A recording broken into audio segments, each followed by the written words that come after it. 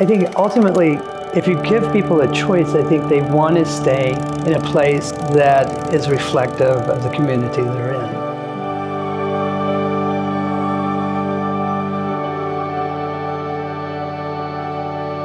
I think my mom was my greatest teacher for my love of hotels.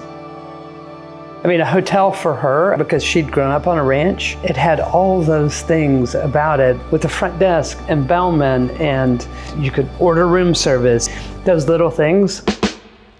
As a kid, I remember very clearly wanting to be a lawyer. I don't know why. There were no lawyers in my family, but I ended up at the DA's office in Manhattan. And I was there for between 3 and 4 years. What was working at the DA's office like? It's crazy. I knew that I didn't want a career as a DA. And then I moved back to Austin. We had moved into a neighborhood off of South Congress that was sort of abandoned, maybe too much, but a lot of boarded up shops, dicey at night. And there was a bar I went to a lot called the Continental Club, and across the street from that bar was an old motel called the San Jose. I think I was curious about it, and I thought that it was something I could keep my law job and just redo it room by room. I was learning pretty quickly it wasn't going to work the way I had originally envisioned. I never knew after the San Jose that I would want to do another hotel. But in doing that, I learned how much I love the process. All the things about it, the design of it, and how I would want to do hospitality different. One of the investors approached me about helping me with a management company, and that was beginning of Bunkhouse. We opened the St. Cecilia, which is arguably the most expensive hotel in Texas, in December of 2008.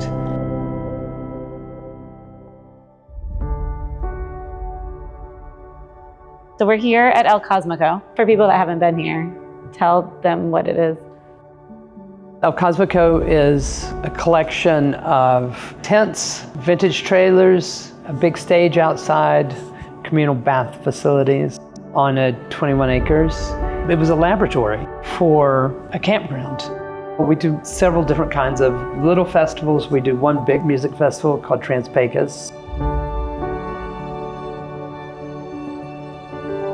It was very important to me for it to be about the things that draw me to West Texas, which is the night sky, the Milky Way, the possibility of getting your hands dirty. Something about El Cosmico was just made up in the moment. I think I wrote it on a napkin in a bar somewhere. I strongly believe that you begin with a logo and a t-shirt, and then the idea grows from there. Naming something first is where I usually begin.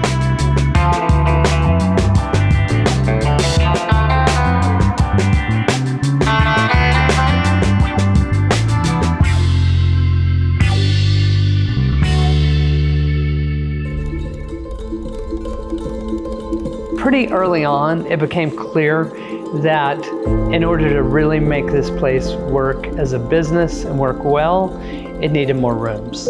We've needed a restaurant for a long time to keep people here when places are closed in Marfa. I've always wanted a big pool. I've always wanted a bathhouse of some sort. Someone from Bjarke Ingels Group put me together with Jason Ballard, who is the founder of a company called Icon that does large 3D printing.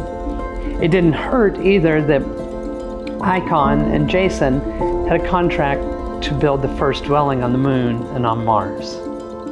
If you look around Marfa, you realize that most of the buildings you see are made of adobe, which is basically water, dirt, mud, and a binder. All 3D printing is dirt and water and additives that bind those things. And so it is like the most futuristic way of building, and yet so ancient. Is this going to be the first technically 3D printed hotel? This will be the first 3D printed hotel in the world. It was a team of crazy and interesting people that added to the mix. Yeah. Like the DNA of this place, the DNA of San Jose are very much about the people that were involved in making it over the years. If I did one thing right, it was to find some interesting people who wanted to scheme a hotel together. I'm blown away by how lucky I am to get to work with the people I'm working with, the teams that I'm working with, the places I'm getting to work. I feel really, really lucky. I don't know what I'll do next, but I'm very excited by many of the prospects. We'll see.